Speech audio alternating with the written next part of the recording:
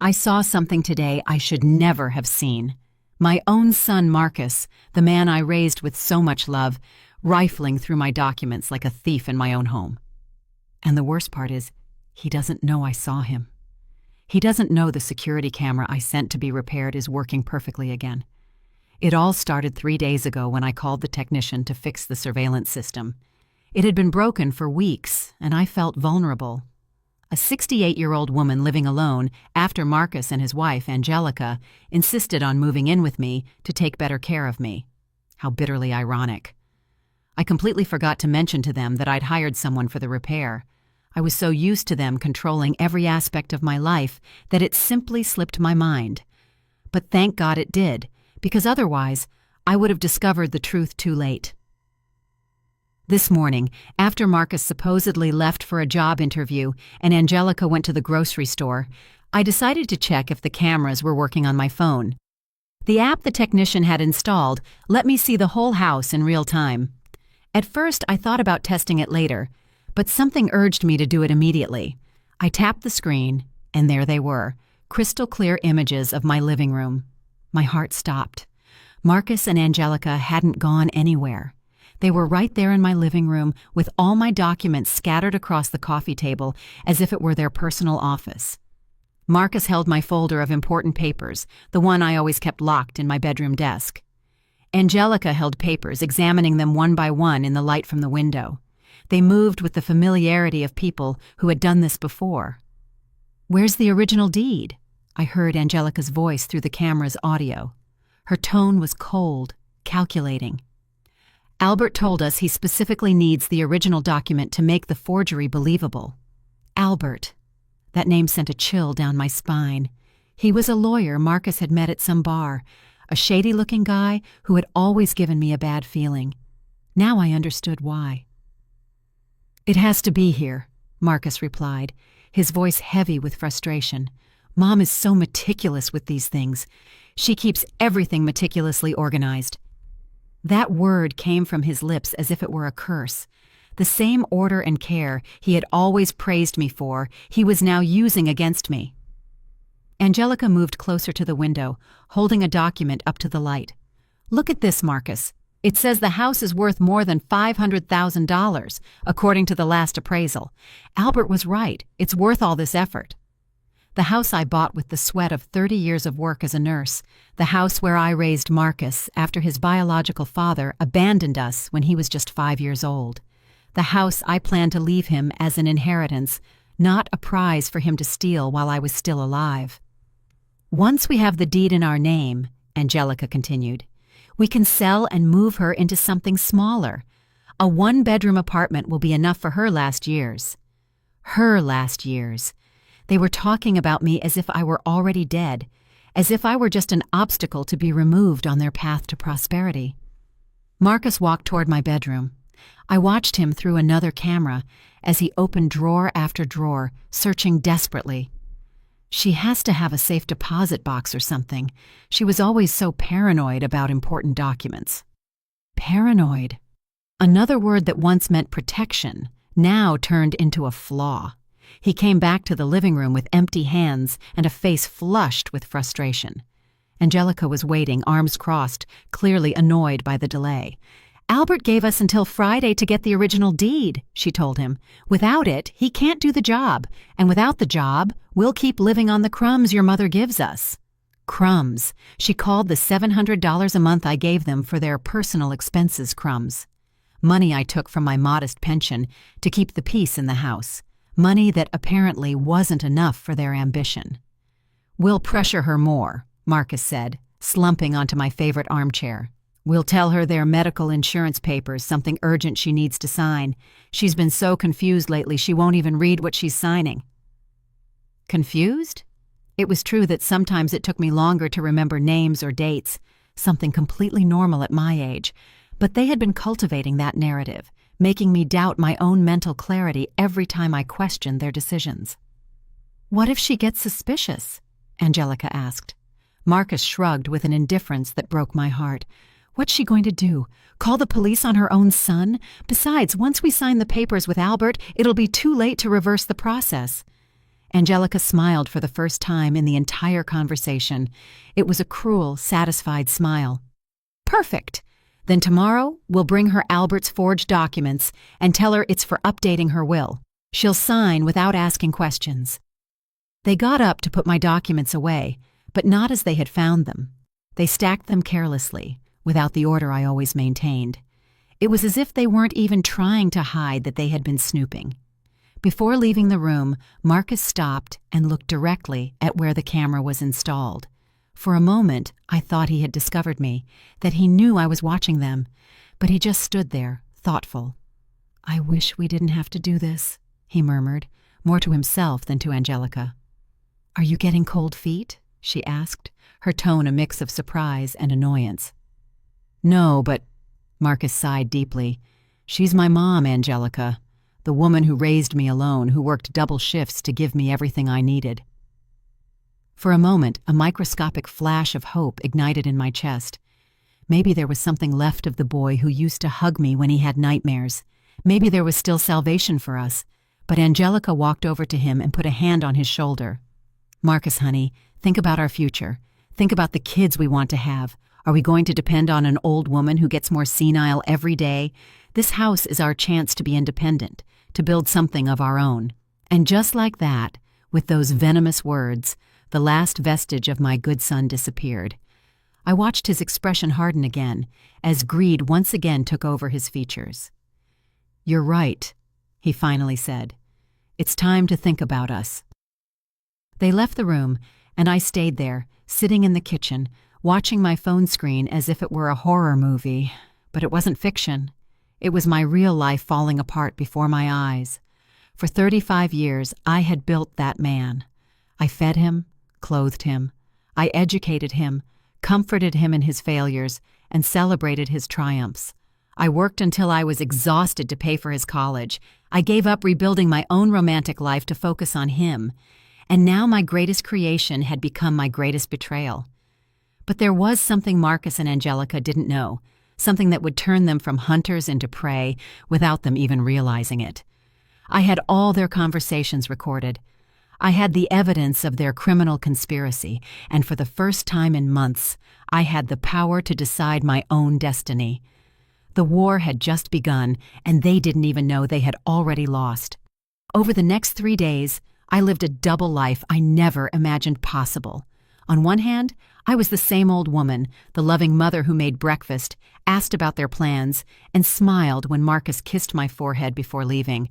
On the other hand, I was an undercover detective in my own home, documenting every move, every conversation, every piece of evidence of the greatest betrayal of my life. Technology had become my secret ally. The app the technician installed on my phone gave me access to the cameras 24 hours a day. I could see the living room, the kitchen, the main hallway, even part of the room Marcus and Angelica had made their private sanctuary. On Tuesday morning, I saw them planning their next steps. Angelica was sitting on my couch with her laptop open and several papers scattered around her. Marcus was pacing, clearly nervous. "Albert says he has the documents ready," Angelica informed him, reading something on the screen. "But he needs us to bring the original deed to make the final signature comparisons." "What if Mom notices it's missing?" Marcus asked, biting his nails, a habit he'd had since he was a child that I had always tried to correct. Angelica looked up with that cold smile I was getting to know too well. "Marcus, your mother is 68 years old. She hasn't looked at those documents in months. Besides, we can just borrow it for a few hours and return it before she even notices." Borrow it. They talked about stealing the deed to my house as if it were a library book. But what if— Marcus stopped mid-sentence and looked toward the kitchen, where I was supposedly making lunch. "What if what?" Angelica insisted. "What if she gets suspicious? I've noticed her being more attentive lately, like she's watching us." My heart raced. Had I been so obvious? Had they discovered me? Angelica laughed with disdain. "Marcus, please. Your mother spends most of the day watching her soap operas and talking to herself. If she were so attentive, she would have noticed you've been lying about looking for a job for 2 weeks." 2 weeks. So he hadn't even been looking for a job as he had told me. It was all part of their act to keep me calm while they executed their plan. "You're right," Marcus admitted, though his voice still sounded uncertain. "It's just, I don't know. I feel like she's judging me all the time." "That's your fault," Angelica retorted coldly. "You still see that woman as your saintly mother instead of seeing her for what she really is, an obstacle to our future." An obstacle.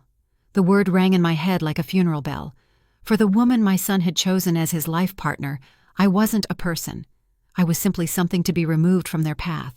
"Besides," Angelica continued, closing the laptop with a thud, "once we have the house, we can look for a decent retirement home for her, something affordable but comfortable. With the $500,000 from the sale, we can invest in our own business, and we'd still have plenty left over to take care of her properly." Retirement home. The phrase hit me like a hammer to the chest. They wanted to sell my house and lock me in an institution with the money from my own property. The cruelty of their plan was so refined, it almost seemed professional. Marcus sat down next to her, and for the first time in days, he seemed to relax. "You really think it'll work?" "Albert's done this before," Angelica replied, stroking his hair as if he were a small child. "He says he has a contact at the public registry who can fast-track the property transfer. The house will be in our names in 2 weeks, tops." 2 weeks. They had everything timed with military precision. "And the money?" Marcus asked. "Albert charges $25,000 for the whole process. It's expensive, but think about it. We're talking about a net profit of over $100,000. It's a worthwhile investment." $25,000. The price they had put on my trust, my home, my dignity as a mother. For the rest of the day, I acted with superhuman normalcy. I cooked their favorite meals. I asked about their plans. I even offered them extra money to go to the movies. Every smile I forced onto my lips physically hurt, but I needed time to process what I had discovered and plan my next move. That night, when they finally went to bed, I sat in the kitchen with a cup of tea and my phone. I reviewed all the recordings from the day, taking mental notes of every important detail. I had complete conversations where they confessed their criminal plan. I had dates, names, specific amounts. I had enough evidence to destroy their lives if I wanted to. But something stopped me from calling the police immediately. Maybe it was the last sliver of hope that Marcus would come to his senses. Maybe it was my need to fully understand how far they were willing to go.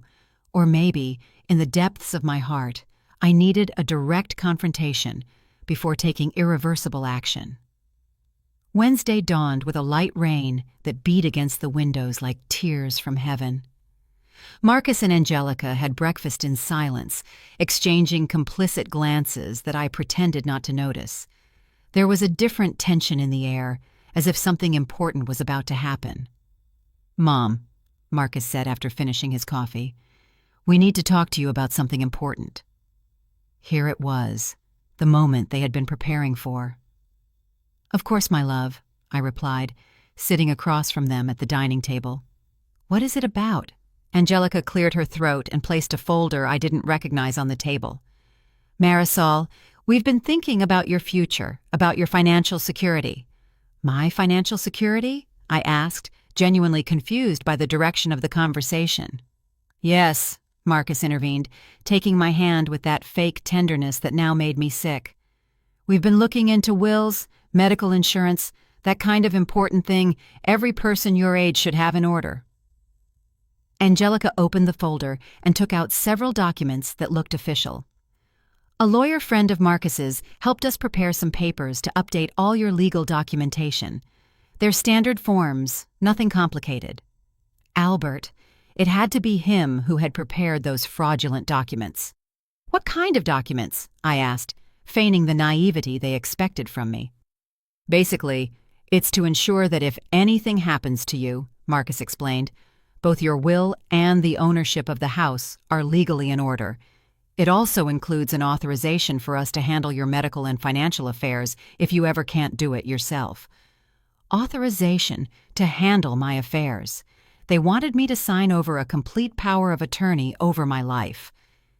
"It's for your own good, Marisol," Angelica added in a syrupy voice. "Imagine if you had an accident or a serious illness. Without these papers, Marcus couldn't help you with anything legal." They handed me the documents, and I could see they were full of complicated legal terms, entire paragraphs in small print that were intentionally difficult to read and understand, but I managed to make out a few keywords: transfer, assignment of rights, irrevocable power. "I don't really understand all of this," I said, holding the papers and feigning confusion. "Could you explain it to me more slowly?" I saw a flash of impatience cross Angelica's face, but Marcus maintained his compassionate smile. "Mom, they're boring technical things," he said. "The important thing is that you sign here, here, and here." He pointed to several lines marked with small X's. "The lawyer says it's urgent because there are changes in tax laws that could affect you if you don't update these documents before next month." Lies. It was all a convoluted lie to pressure me into signing without reading. "What if I want to read everything first?" I asked. "I'm a slow reader, but I like to understand what I'm signing." Angelica's mask of patience began to crack. "Marisol, it's over 20 pages of legal jargon. It would take you days to fully understand. And as Marcus said, it's urgent." "Besides," Marcus added, "we trust that the lawyer did everything correctly. He's a very respected professional." Respected. Albert, the man who, by their own words, had done this kind of fraud before. "Well," I finally said, putting the papers on the table, "let me think about it until tomorrow. It's a very important decision, and I want to be sure." The silence that followed was so thick you could cut it with a knife. Marcus and Angelica exchanged a look of alarm they tried to hide. "Mom," Marcus said, his voice taking on a firmer tone, "we really need you to sign today. The lawyer gave us an appointment for early tomorrow, and if we don't bring the signed documents, we'll lose the opportunity." "What opportunity?" I asked. Angelica leaned forward, her patience finally exhausted. "The opportunity to protect you legally, Marisol. Don't you trust us? Don't you trust your own son?"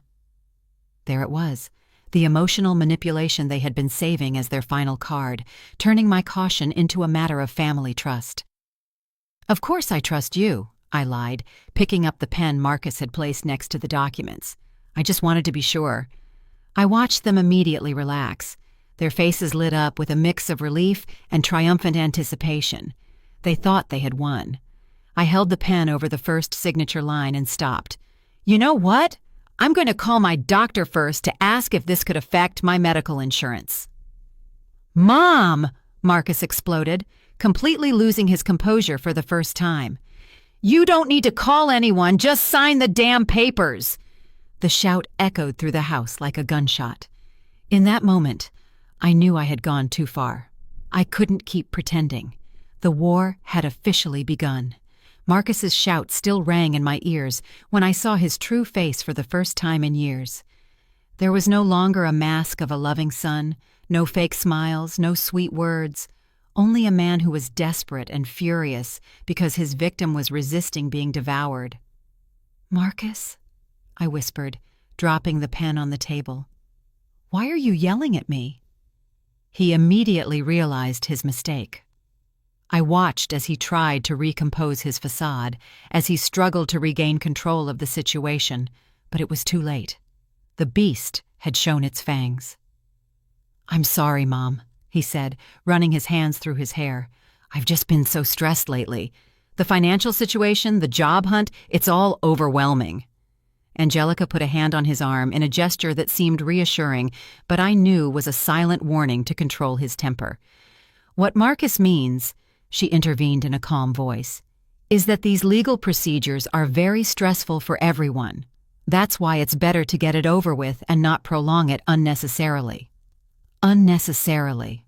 As if my caution were a senile whim and not the basic survival instinct of a woman who had just discovered that her own family was betraying her. "I understand you're stressed," I said, getting up from the table, "but I'm not signing anything until I'm completely sure what it means. I'm old, not an idiot." The words came out of my mouth with more force than I had used in months. I saw both of them stand still, surprised by my sudden firmness. "Nobody said you were an idiot," Marcus murmured, but his tone had a dangerous edge. "Then don't treat me like one," I replied. "These documents are staying here until I decide what to do with them." I took the papers from the table and put them in the first kitchen drawer I found. It was a symbolic gesture, of course, but I needed to show them I still had control over my own life. Marcus and Angelica stayed at the dining table, whispering so low I couldn't hear them. I retreated to my room under the pretense of taking a nap, but in reality, I wanted to review the recordings of the conversation I had just had. From the privacy of my locked room, I opened the app on my phone. There they were, still sitting in my dining room, but now they were talking in hushed, agitated tones. "This isn't going according to plan," Angelica said, clearly upset. She was supposed to sign without asking questions. "She's been more suspicious lately," Marcus replied, "like she suspects something. Did you tell anyone about our plan?" "Of course not. I'm not stupid."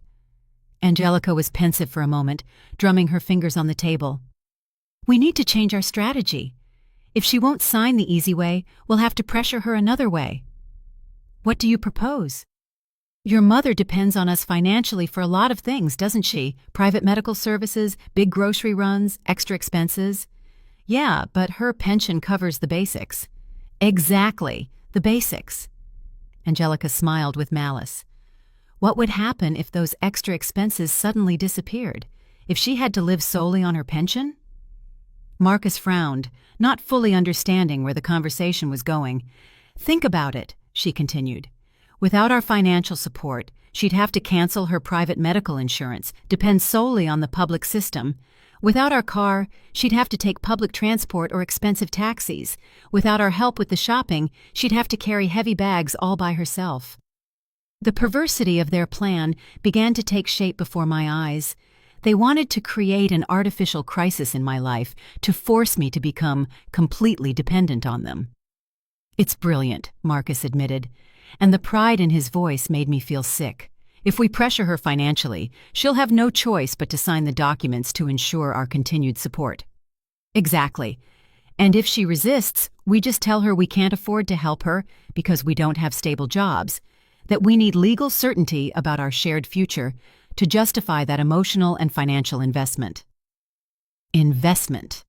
They talked about taking care of their mother as if it were a business with an expected return on capital. "How long do you think she'll hold out?" Marcus asked. A 68-year-old woman accustomed to a certain level of comfort, suddenly facing severe economic restrictions. Angelica shrugged. 2 weeks tops. 2 weeks. The same deadline they had mentioned earlier to complete the legal fraud. They got up from the table and went to their room. I heard them discussing the specific details of their economic pressure plan. They would cancel my supplemental medical insurance that very day. They would deny me use of the car for my doctor's appointments. They would stop doing the grocery shopping that required carrying heavy bags. It was a plan of economic abuse designed to break my psychological resistance. And the most terrifying part was how well thought out it was. They knew exactly what my vulnerable points were and how to attack them methodically. That afternoon, while I pretended to watch TV in the living room, I watched them execute the first phase of their new strategy. Marcus called the insurance company. "Yes, I want to cancel Marisol Jones's supplemental policy," I heard him say into the phone. "Effective immediately. Correct. I'm her son, and I have legal power for these transactions." Lie. He had no legal power over my affairs, but apparently the company didn't verify that information. Angelica, for her part, reviewed all the expenses they had been covering in recent months. She made a detailed list in her notebook: specialized medications, transportation to medical appointments, grocery shopping, occasional cleaning services. "Tomorrow we start cutting all of this," she told Marcus when he came back from his phone call. "And when she asks why, we tell her we're going through a financial crisis that prevents us from helping her as we used to." "And what if she agrees to live with fewer comforts?" "She won't," Angelica replied with absolute confidence. "I've been observing your mother for months. She's a woman accustomed to a certain order, a certain quality of life. When she feels all that is in danger, she'll sign whatever is necessary to regain stability. They were right about one thing. I was used to a certain level of life, but they were completely wrong to think I wasn't willing to sacrifice it to maintain my dignity and independence. That night, after they fell asleep, I sat in the kitchen to plan my own strategy. I had recordings of all their conspiracies, clear evidence of attempted fraud, and now also of elder abuse. But I still wasn't ready to involve the authorities. There was something inside me, maybe the maternal part that still hoped for a miracle, that needed to give Marcus one last chance to come to his senses. I wanted to confront him directly, show him that I knew everything about his plans, and see if there was anything left of the son I had raised.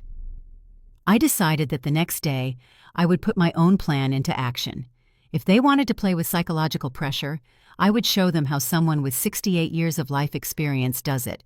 But first, I needed to make sure all my evidence was backed up in multiple places. I copied all the videos and audio to a USB drive that I hid in a place they would never think to look. I also sent copies by email to an account I had created specifically for this purpose. If anything happened to me, if they somehow managed to incapacitate me legally or physically, at least there would be a complete record of their crimes. Thursday dawned with a bright sun that brutally contrasted with the darkness that had settled in my home. Marcus and Angelica had breakfast as if nothing had happened, but I could feel the tension, waiting for the right moment to explode. "Good morning, Mom," Marcus greeted me with false cheer. "Slept like a baby," I lied. In reality, I had spent most of the night awake, planning every detail of what was to come. "Perfect," Angelica said, "because today we need to talk to you about some changes in our financial situation." Here their show began. I sat at the breakfast table, feigning complete innocence about what they were about to tell me. "What kind of changes?" I asked, pouring coffee into my favorite mug.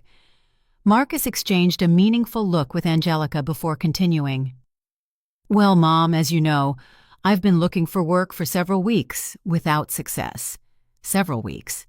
Another euphemism for I haven't worked honestly in months. And unfortunately," Angelica added, "our savings are running out faster than we expected." Their savings. They had no savings. They lived entirely on my generosity, and we all knew it. "That means," Marcus continued, with a grave expression, "that we'll have to make some temporary adjustments to the household expenses." "What kind of adjustments?" I asked, though I already knew the answer perfectly. "Well, things like your supplemental medical insurance, using the car for non-urgent appointments, some of the extra expenses we've been covering." Marcus paused dramatically. "They're temporary measures, of course, until we find a more permanent solution." A more permanent solution? They were referring to stealing my house. "I see," I said simply, taking a sip of coffee. "And what would that permanent solution be?" Angelica leaned forward, her eyes bright with anticipation. "Well, Marisol, if we signed those legal documents from yesterday, we could have the legal security necessary to make long-term investments in our family situation." Long-term investments.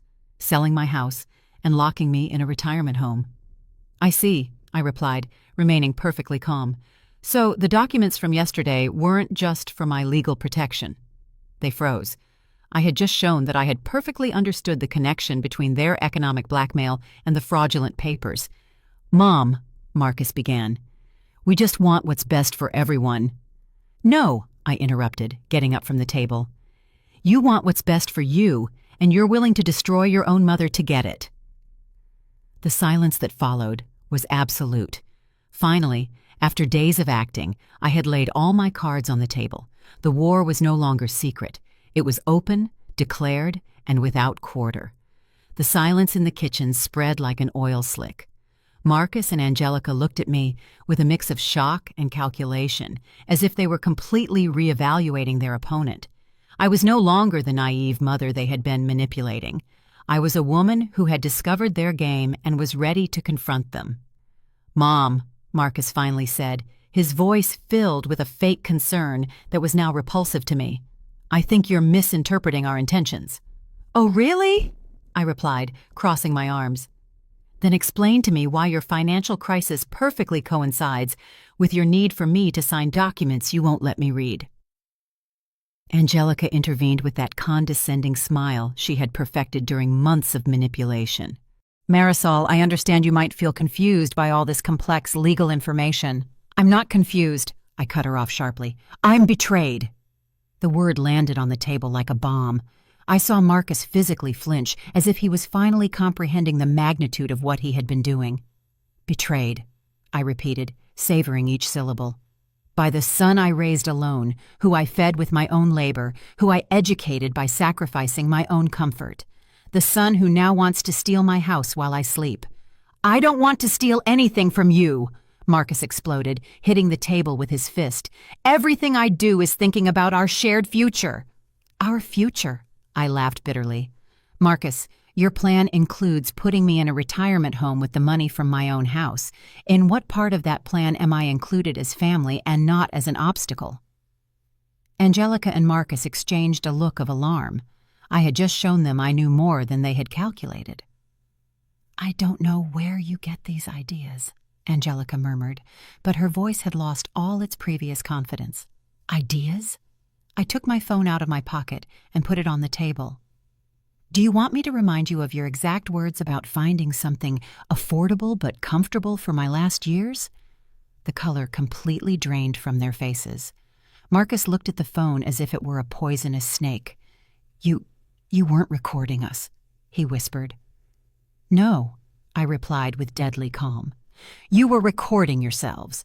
You forgot that the security camera I sent to be repaired is working perfectly, and you forgot to tell me you were going to confess all your criminal plans in my own living room." Angelica got up abruptly, knocking her chair over. "How long have you been spying on us?" "Since Tuesday," I admitted without flinching.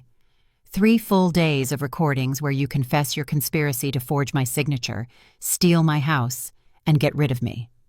I have complete conversations about Albert, the $25,000 for the fraud, and your plans to sell the property." Marcus stood up too, but he looked more like a cornered animal than a threat. "Mom, please, let me explain." "Explain what?" My voice rose for the first time in the conversation. "That your wife sees me as an obstacle? That you've been lying about looking for a job while you plan to rob me? That you consider my life to be worth only the $500,000 you can get for my house?" "It's not like that," he yelled, but his eyes were filled with tears, with desperation, not sincerity. "Then tell me, Marcus." I walked up to him until we were face to face. "When Angelica said it was time to stop seeing me as your saintly mother and start seeing me as an obstacle, what was your response?" Silence. He knew he couldn't lie because I had the exact recording of that conversation. "Your response," I continued relentlessly, was, "You're right. It's time to think about us." Those were your exact words, Marcus. After 35 years of sacrificing for you, you decided it was time to sacrifice me. Marcus collapsed into his chair, covering his face with his hands. For a moment, I thought repentance had finally arrived, the realization of what he had been doing. But Angelica hadn't given up. "Fine," she said, regaining some of her composure. "Let's say you have those recordings. What do you plan to do with them?" The question took me by surprise. Not for its content, but for its tone. There was no panic, no pleading. There was defiance. "Excuse me?" I asked. "I'm asking you what you plan to do," she repeated, crossing her arms. "Because as far as I know, Marcus is still your son. Are you really going to destroy your own family for a house?" The audacity of her response left me speechless for a moment. Even after being completely exposed, she was still trying to manipulate me. "Destroy my family?" I repeated slowly. "Angelica, you two have already destroyed this family. I'm just defending myself." "Defending yourself?" she scoffed. "A 68-year-old woman alone with no family but us. What are you going to do, Marisol? Call the police? Report your only son?" There was something in her tone that put me on high alert. It wasn't just arrogance, it was confidence, as if she knew something I didn't. "If necessary," I replied. Angelica smiled, and that smile was pure malice. "And who's going to believe you? An old woman who lives alone, who by her own admission has been spying on her family, who has obvious problems with trust and paranoia." "I have proof." "You have illegally obtained recordings?" She interrupted me. "Recordings made without our consent on a property where we have a legal right of residence. Any mediocre lawyer would get them ruled inadmissible in 5 minutes." My heart began to beat faster. Was that true? Had my recordings lost their legal value because of how I got them? "Besides," Angelica continued, now walking around the table like a predator, "who's going to take a woman seriously who is clearly developing paranoid behaviors, spying on her own family, inventing conspiracies, socially isolating herself?" "I'm not socially isolating myself," I protested, but my voice sounded less certain. She stopped in front of me. "When was the last time you talked to a friend? When was the last time you left this house for something that wasn't strictly necessary? Marcus has told me how you've been behaving lately, the mood swings, the distrust, the forgetfulness." Marcus lifted his head, and for the first time since the confrontation began, he spoke with something resembling his old certainty. "It's true, Mom. I've been worried about you. That's why we wanted you to sign those documents, to ensure that if your mental health continues to deteriorate, we have the legal tools to help you." Mental health deteriorating. They were building an alternative narrative where I was the villain of the story, the paranoid old woman who had misinterpreted loving gestures as criminal conspiracies. "You two know perfectly well there's nothing wrong with my mental health," I said, but I could feel doubt beginning to filter into my voice. "Oh, really?" Angelica sat down again, but now with the confidence of someone who controls the conversation. "A woman who installs secret cameras to spy on her family, who invents elaborate theories about theft and conspiracies, who refuses to sign basic legal documents out of paranoia." "They're not theories," I yelled. "I heard you planning everything." "You heard us having normal conversations about your future and your security," Marcus corrected. "Conversations that your paranoid mind interpreted as threats."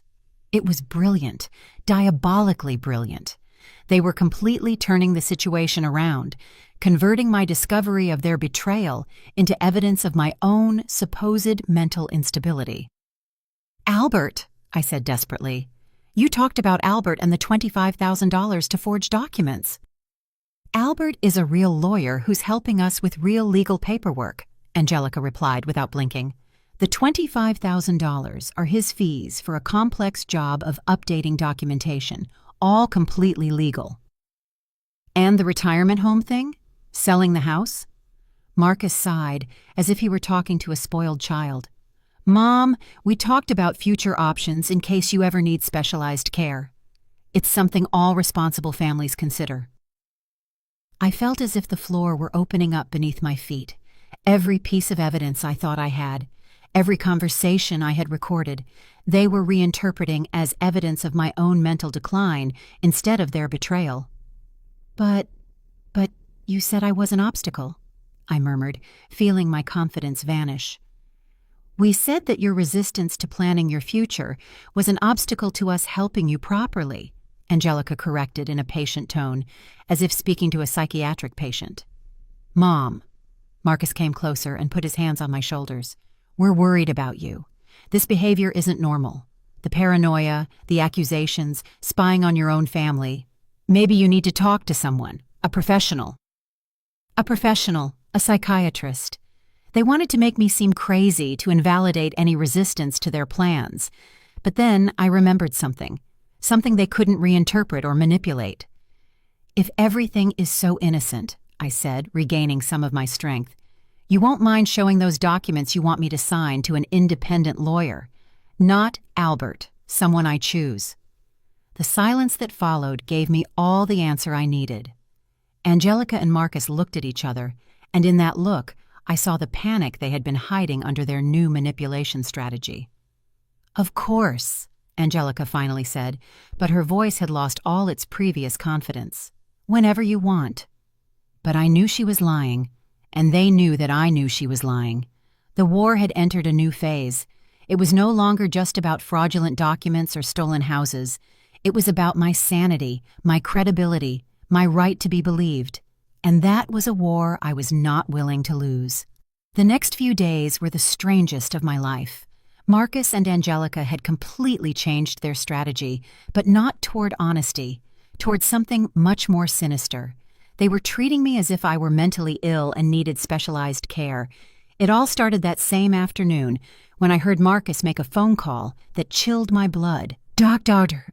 Rodriguez, it's Marcus Jones, Marisol's son," he said from their room, but loud enough for me to hear from the hallway. "I'm very worried about my mother's mental state. She's developed some very severe paranoid behaviors." Dr. Rodriguez had been my family doctor for 15 years, a woman I trusted completely and who knew my medical history better than anyone. "Yes, doctor, severe paranoia," Marcus continued. "She thinks we're conspiring against her, that we want to steal her house. She even installed secret cameras to spy on us. We're very worried." The horror of what he was doing paralyzed me. He was building a fake medical record about my supposed dementia, using my own discovery of their betrayal as evidence of mental illness. "When did it start?" Marcus paused, as if carefully considering his answer. "Gradually, over the last few months. But this week, it intensified a lot. Yesterday, she directly accused us of wanting to put her in a retirement home." Another pause. "Yes, doctor, I understand it's a sensitive matter, but frankly, we're scared. We don't know how far her paranoia can go." Scared. They had converted my discovery of their criminal plan into a threat against them. I ran to my room and locked the door. My hands were trembling as I opened the camera app on my phone. I needed to record this conversation too, but when I tried to access the audio from their room, I discovered there was a technical problem. That specific camera had no working audio. A coincidence? I highly doubted it. For the rest of the afternoon, Marcus and Angelica treated me with an exaggerated kindness that was more terrifying than their previous hostility. They spoke to me in soft voices, as if I were a small child or a very sick person. "Mom, do you feel okay?" Marcus would ask me every half hour. "Don't you have a headache? Don't you feel confused?" "You look a little pale, Marisol," Angelica would add. "Have you been sleeping well? Haven't you had any strange nightmares?" Every question was a trap. If I said I felt confused, I would confirm their narrative of mental decline. If I said no, they could interpret my denial as evidence that I wasn't aware of my own condition. That night, from my room, I heard them planning the next phase of their strategy. "Tomorrow I'm calling Dr. Rodriguez to schedule an urgent appointment," Angelica said. "We need a professional to officially document the deterioration of her mental state." "What if she refuses to go?" Marcus asked. "She can't refuse. We'll tell her it's a routine checkup for her blood pressure. Once she's in the office, we'll talk to the doctor privately to explain the real situation." "You think the doctor will believe us?" "Marcus, we're her family. We've been living with her, observing her behavior day by day. Besides, paranoia in older adults is very common. The doctor has seen cases like this before." They were right about one thing. Paranoia in older adults existed, and doctors saw it frequently. But what they couldn't fabricate were decades of medical history that demonstrated my perfect mental stability. Or maybe they could. The next day, Friday, Marcus announced at breakfast that he had scheduled a doctor's appointment for me. "It's just a routine checkup, Mom," he said with that new, condescending voice he had developed. "To check your blood pressure and make sure everything is okay." "I don't need a checkup," I replied. "I feel perfectly fine." "Of course you feel fine," Angelica intervened. "But at your age, it's important to have regular checkups. Besides, you've been a little different lately, more nervous, more distrustful." "I'm not nervous or distrustful," I said firmly. "I'm alert because I discovered my own family was betraying me." Marcus sighed dramatically, as if he were dealing with a difficult patient. "Mom, please, nobody is betraying you. Those are exactly the ideas we need the doctor to check out." Ideas. They had reduced my discovery of their criminal conspiracy to ideas that needed medical evaluation. "I'm not going to any doctor," I declared. "Yes, you are," Marcus replied, and for the first time in days, his voice recovered some of its hardness. "It's for your own good." "And if I refuse?" Angelica smiled with that fake sweetness she had perfected. "Marisol, don't be difficult. It's just a routine doctor's appointment." "And if I still refuse?" The silence that followed was telling. I saw in their eyes that they had a plan for that contingency too. "Well," Marcus finally said, "we'd have to consider other options for your safety and ours." Other options. An involuntary psychiatric hold. They were probably thinking that. "I understand," I said simply.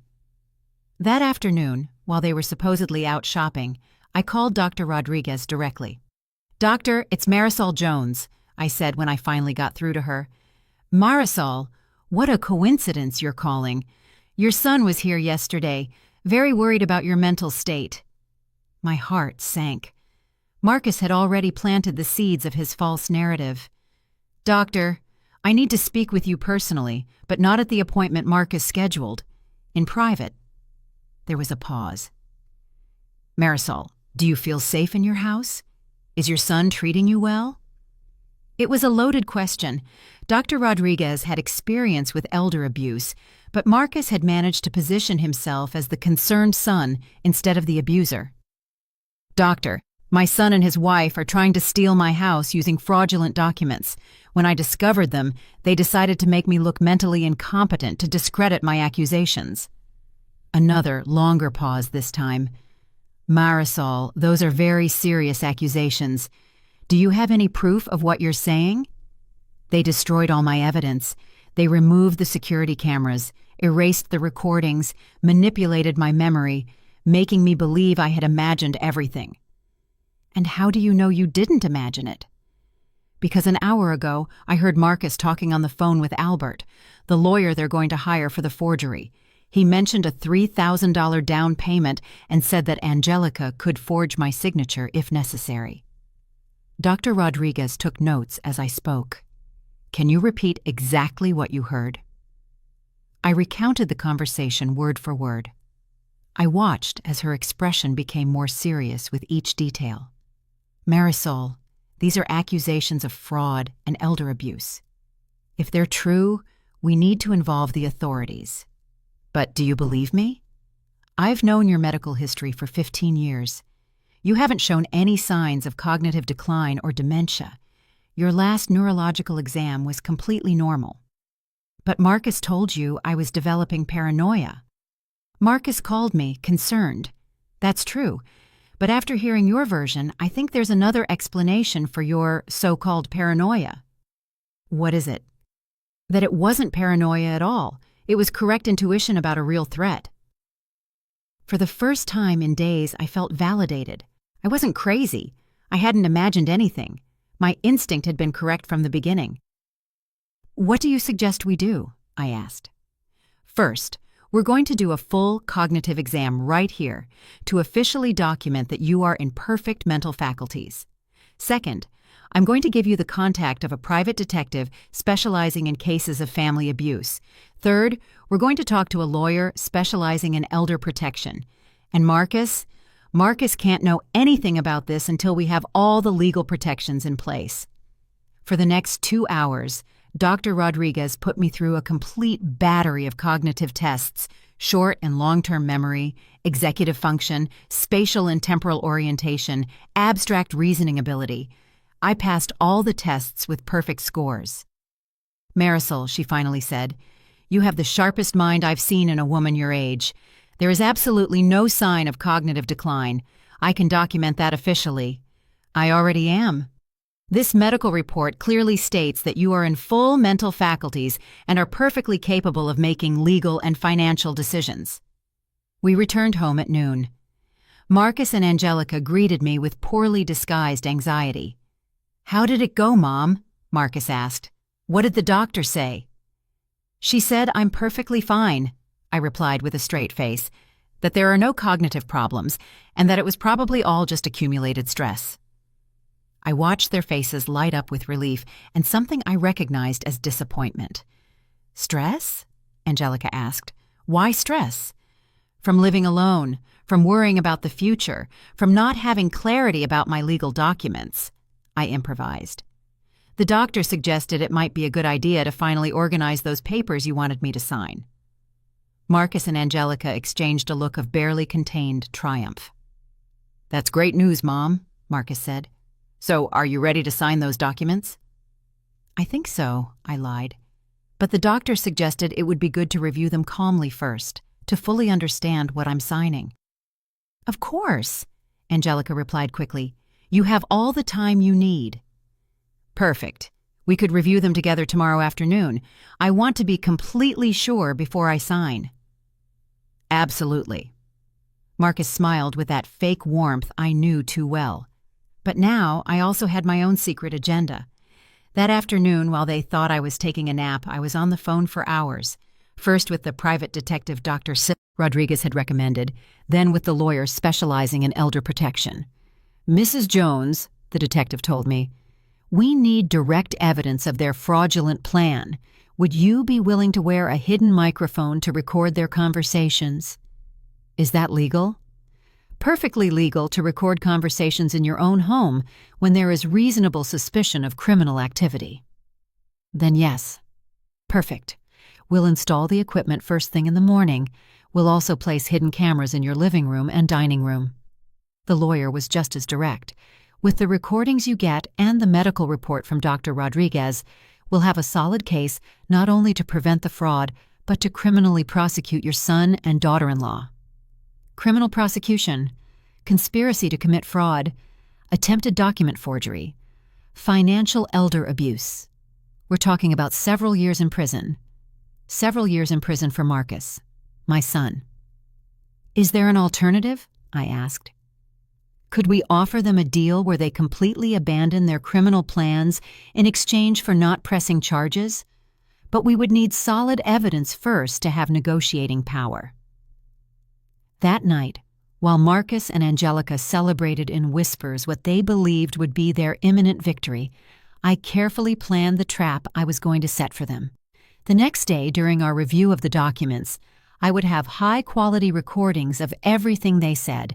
Finally, I would have the irrefutable evidence I needed. The hunter had officially become the hunted, but they didn't know it yet.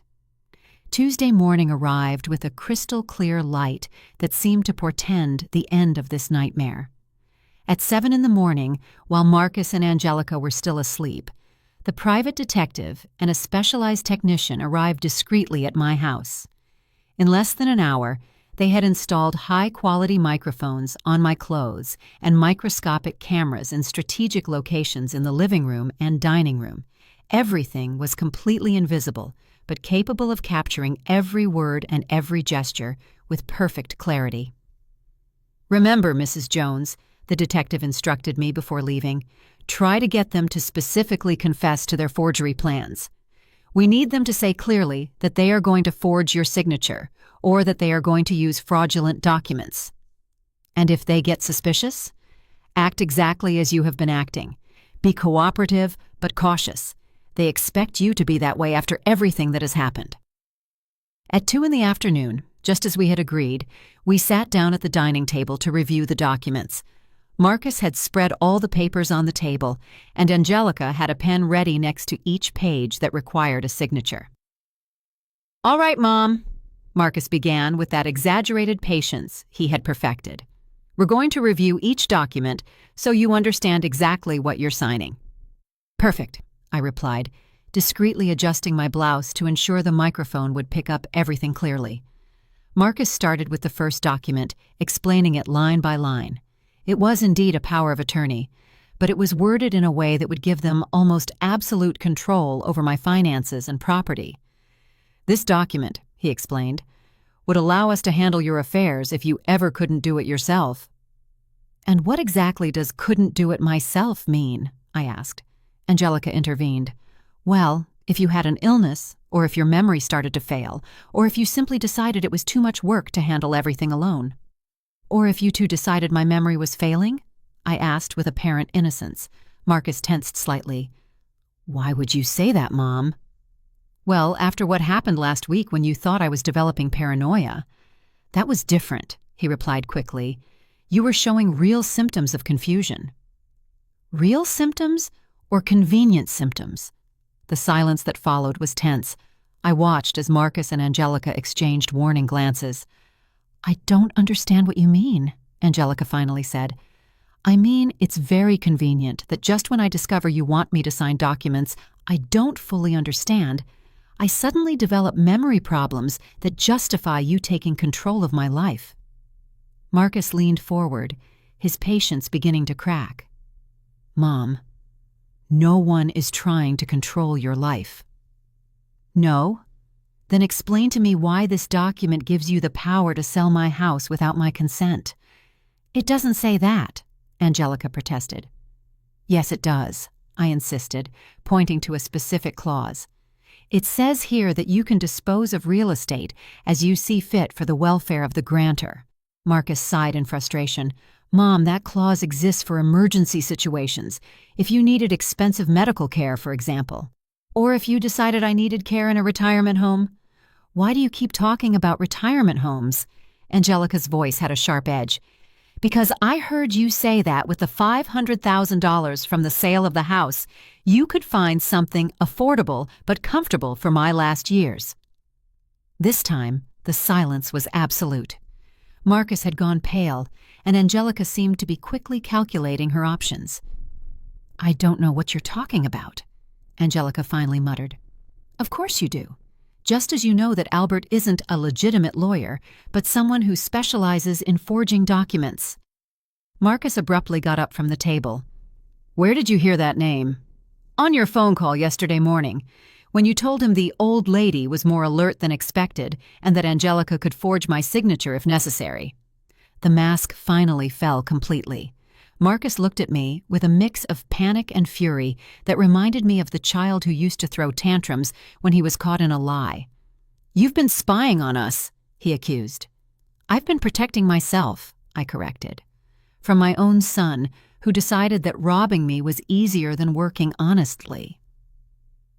Angelica approached me with slow, deliberate movements. Marisol, no matter what you think you heard, you have no proof of anything. I have no proof? I got up from the table, feeling a strange calm come over me. Are you sure about that? Completely sure, she replied with arrogance, because we made sure you had no proof, like when we removed the security cameras overnight. Exactly, Marcus said, having regained some of his composure, believing he had won. Like when we erased all your imaginary recordings and replaced your USB drive. And like when you fabricated fake alibis for Tuesday morning? That too, Angelica admitted with a cruel smile. Marcus never had job interviews that day. He was here with me planning exactly how to handle a meddlesome old lady. And the WhatsApp messages with the companies? Fake, Marcus laughed. It's incredibly easy to fake WhatsApp conversations when you know how. So you admit that it was all a setup to make me believe I was crazy? We admit you're a stupid old woman who almost ruined a perfect plan, Angelica exploded. But it doesn't matter, because in the end, you're going to sign these documents anyway. And if I refuse? Marcus smiled with pure malice. Then we'll have to resort to Plan B, a fake medical certificate that declares you're not in the right mental state to handle your affairs. We have contacts who can arrange that for the right price. And then? Then Angelica walked up to me until she was inches from my face. We put you in the cheapest place we can find and sell this house to finance our future. Our future without you, Marcus added with absolute coldness. Because frankly, Mom, you've already served your purpose in our lives. There it was, the complete, clear, and irrefutable confession of their entire criminal plan. I see, I said simply. And you feel absolutely no remorse for betraying the woman who cared for and loved you. Remorse? Marcus laughed bitterly. For a woman who's had us living like parasites on her crumbs? This house is worth a fortune, and we've been living like beggars, waiting for your monthly handouts." "Handouts of $700 a month," Angelica added with disdain, "when we could be living like millionaires." "Millionaires?" I repeated. "With my money?" "With the money that's rightfully ours," Marcus corrected. "I'm your only son. This house should be mine by right. By right of having endured 35 years of your emotional manipulation, your maternal blackmail, your constant need for control." "I see," I said, walking slowly toward the window. "So, all of this is my fault?" "Completely your fault," Angelica confirmed. "If you had been a less selfish mother, if you had given us access to your money voluntarily, none of this would have been necessary." I stayed silent for a long moment, looking out at the yard where I had taught Marcus to ride a bike, where we had played when he was a child, where I had dreamed that someday grandchildren would be running. "Well," I finally said, turning to face them, "I guess now I completely understand who you really are." "And now that you understand," Marcus held the pen out to me, "you can sign these documents and make all of this easier for everyone." I took the pen in my fingers and held it over the first page. "You know what, Marcus?"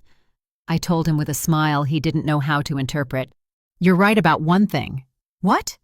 "That I'm a stupid old woman." And then I dropped the pen on the table. "But I'm not so stupid as to sign my own death sentence." The look of confusion on Marcus and Angelica's faces lasted for exactly 3 seconds before the front door opened and the private detective, 2 uniformed police officers, and my elder protection lawyer walked in. "Good morning," the detective said in a professional and calm voice. "I'm Detective Johnson. Marcus Jones and Angelica Williams are under arrest for conspiracy to commit fraud, attempted document forgery, and elder financial abuse." The shock on their faces was absolute. Marcus stood frozen like a statue, while Angelica began to back away toward the kitchen as if she could somehow escape what was happening. "This is impossible," Marcus murmured, looking at me as if I were a ghost. "You have no proof of anything." I discreetly took the small microphone I had hidden under my blouse during the whole conversation and put it on the table next to the fraudulent documents. "Actually, I have high-quality recordings of the entire conversation we just had. Recordings where you explicitly confess to your plan to forge my signature, steal my house, institutionalize me against my will, and obtain fake medical certificates to have me declared mentally incompetent." The lawyer walked up to the table and began to collect the documents as he explained. "In addition to the audio recordings, we have high-definition video of this entire conversation, thanks to the cameras we installed this morning while you were asleep. We also have a complete medical report from Dr. Rodriguez that categorically states that Mrs. Jones is in perfect mental faculties and is completely capable of making legal decisions." Angelica finally found her voice, although it sounded broken and desperate. "This is an illegal trap. You recorded us without our consent." "False," the detective replied with professional patience. "Mrs. Jones has the absolute right to record conversations on her own property when there is reasonable suspicion of criminal activity. Besides, you voluntarily confessed all the details of your conspiracy without any coercion." Marcus finally reacted, but not with remorse, with blind fury. "This is all your fault, old lady. If you had been a normal mother, if you had treated us like real family instead of constantly controlling us, none of this would have been necessary." "Marcus," I said with a calm that surprised me, "for 35 years, I worked double shifts as a nurse to give you everything you needed. I gave up rebuilding my romantic life to focus completely on your education and well-being. I paid for your college in full. I supported you financially every time you lost a job. I opened the doors of my house to you when you had nowhere to live." One of the police officers began to read Marcus his rights as he put on the handcuffs, but I continued to speak because I needed to say these words that had been growing in my chest for weeks. All I asked for in return was respect, honesty, and something resembling the filial love any mother deserves. Instead, you chose to see me as an obstacle to your financial prosperity, as an inconvenient old woman you could manipulate, rob, and discard when I was no longer useful to you. Angelica, as the second police officer also put handcuffs on her, yelled in desperation, "We took care of you! We lived with you! We kept you company! We helped you with everything!" "You took care of me like vultures care for a dying animal," I retorted, without raising my voice, waiting patiently for the right moment to devour the remains. "The only difference is, you didn't wait for me to die naturally. You decided to speed up the process through fraud and psychological manipulation." The detective explained to me as they led Marcus and Angelica toward the door. "Mrs. Jones, with the evidence we've collected, the prosecutor is prepared to file charges for criminal conspiracy, attempted fraud, document forgery, elder financial abuse, and psychological manipulation with the intent to mentally incapacitate a victim. We're talking about sentences that could range from 5 to 15 years in prison for each of them." "And if I wanted to offer them some kind of deal?"